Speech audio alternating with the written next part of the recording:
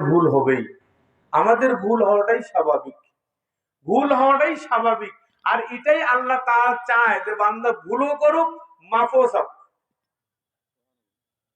আল্লাহ আল্লাহ এটাই চায় যে বান্দা ভুল করুক, মাফও চাও। ফেরেশতা ভুলও করে না, আর মাফ আছে।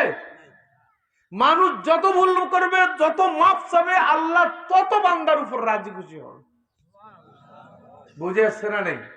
বুঝে আসছে না নেই? আপনি ভুল করলেন একটা, মাফ চাইলেন যে কতবার। এটা আল্লাহ চায়। এটাকে নফসে মুতমাইন্না বলে। এটাকে নফসে কি বলে? মুতমাইন্না বলে।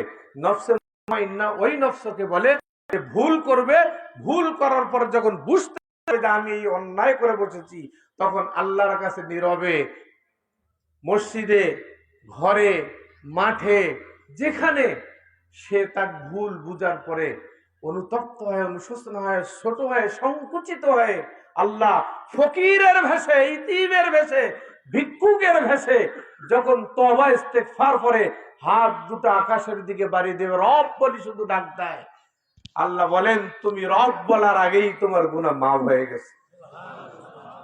এই জন্য আসুন, ওয়াজ করলে অনেক ওয়াজ করা যাবে। তো ইস্তেসকার নামাজ পড়ার জন্য আসলে কিছু গরু ছাগলও নিয়ে আসতে হয়। বুঝে আসছে না নাই? ইস্তেসকার নামাজ পড়ার জন্য আসলে বুড়া কাপড় চোপড় এইগুলি পরিধান করে আসতে হয়। কিছু গরু থাকবে,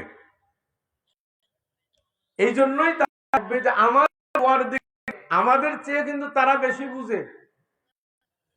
আপনি তো কলেজ, মাদ্রাসা, ইউনিভার্সিটি, মক্তব, হ্যাঁ, স্কুলে পড়ি শিখছেন। ওর আল্লাহ নিজেই শিখাই দিছে, আল্লাহ নিজেই শিখাই দিছে। তা না হলে হাল পাওয়ার সময় আপনি কোন ডাইন, ওই ডাইন দিকে চলে গেল, যায় না? বাম, বাম দিকে চলে গেল। আপনি যদি কোন বলে মুখখান দিয়ে শুধু ওই দাঁড়ে গেল। কি কোথায় শিখলো? কোন বক্তব্যে শিখলো? কোন মাদ্রাসায় শিখলো? কোন কলেজে শিখলো? কোন ইউনিভার্সিটিতে শিখলো? এই জন্য গরু ছাগলও কিছু দরকার। আর আমরা যারা নামাজ পড়তে আসছি, বুড়া কাপড় চোপড়, মানে ফকিরের বেশে। আল্লাহুল গনিয়্যু ওয়া আনতুমুল ফুকারা। আল্লাহ হলেন ধনী, আমরা হইলাম কি? ফকির। এই জন্য যখন গনির কাছে আমরা ফকির চাবো, তখন ফকিরের ভ্যাসটা হবে ওই রকমের, ফকিরের ভ্যাসে ভ্যাস ধরে গনির কাছে চাইতে হবে।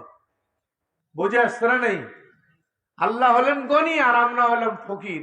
আল্লাহ হলেন খালেক, আমরা হইলাম মাখলুক।